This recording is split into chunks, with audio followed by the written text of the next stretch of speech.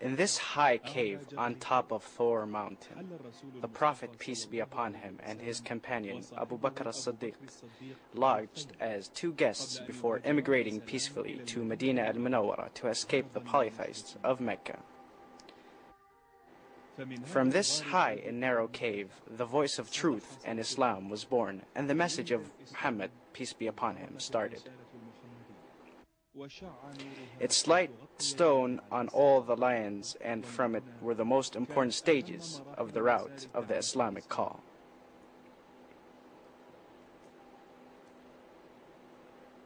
It takes about an hour and a half to climb Thor mountain.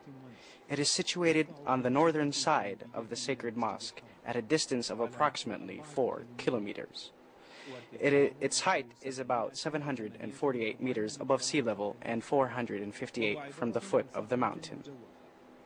It is a hollow rock whose maximum height is 1¼ of a meter, while its maximum length and width is 3½ meters by 3½ meters.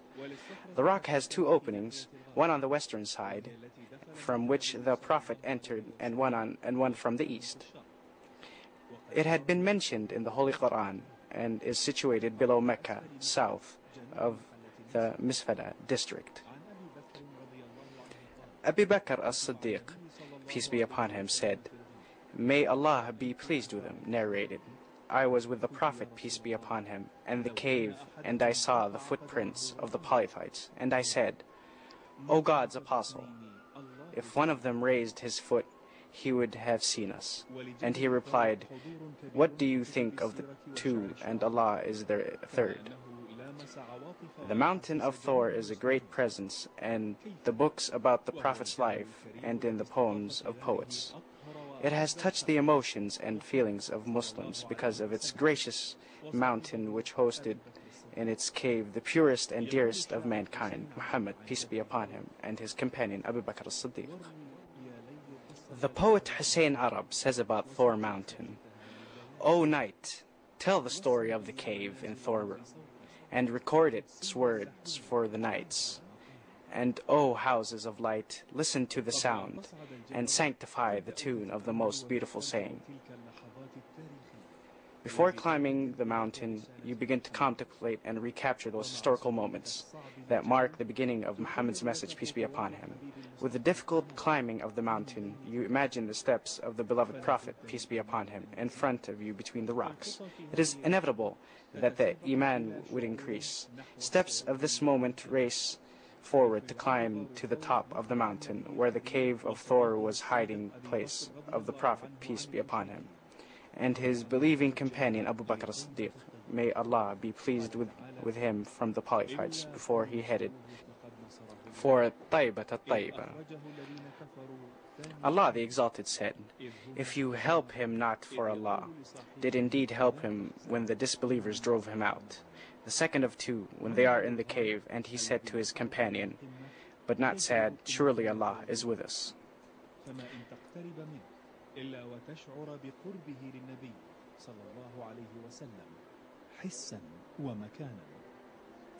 The scene of the cave that is situated before the top brings calm and peace. As you approach it, you feel your closeness to the Prophet, peace be upon him, in the sense and place. Here you are overwhelmed by a strange feeling that you cannot dispose of except after the sight falls in the view of holy places. You can see most of them from the mountain, after you taken by surprise by the advancement of construction that surrounds and covers the foot of the mountain. Visitors from many nationalities come to see and to contemplate the place of their beloved Prophet, peace be upon him. Their love for him led them to climb and tolerate the hardship in order to see the place where he took refuge at a time of enmity from the nearest of kin. At the beginning of his calling them to Islam, visitors have a great interest to take care of the cave that never changed throughout history.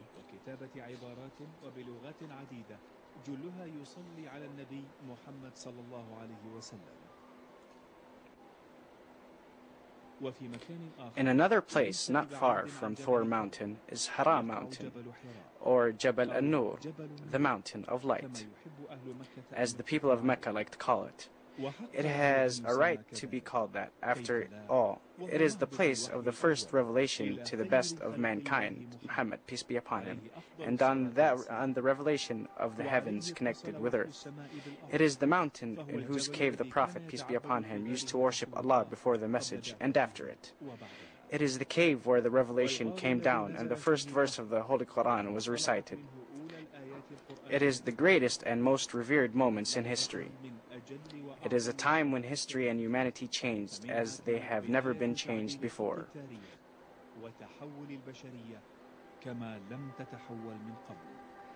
Hira Cave is situated on top of the mountain northeast of Mecca at a distance of 4 kilometers from the sacred mosque.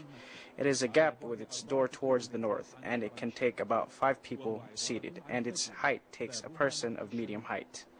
A person standing on top of this mountain sees Mecca and its buildings, as well as Thor Mountain.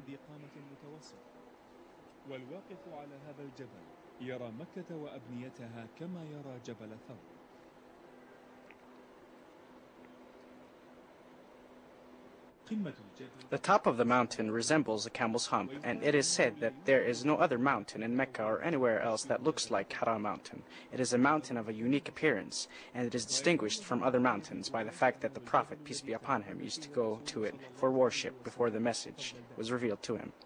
It is a witness to the first revelation to the standing of Gabriel, peace be upon him, in the cave when he embraced the Prophet, peace be upon him, and asked him to read the first verse that was revealed from the Quran. Read in the name of your Lord, who has created all that exists.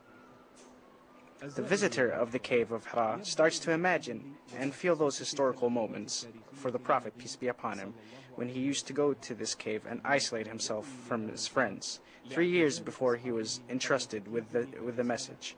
The place where he used to contemplate about the divine secrets of existence until the time came for him to deal with these secrets when Allah sallallahu alaihi wasallam sent Gabriel to him in the cave, and our noble Prophet, peace be upon him, undertook the greatest trust.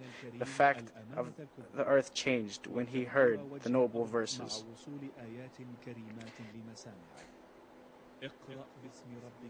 In the name of your Lord, who has created all that exists. He has created man from a clot, a piece of thick coagulated blood. Read, and your Lord is the most generous, who has taught the writing by the pen, has taught man that which he knew not.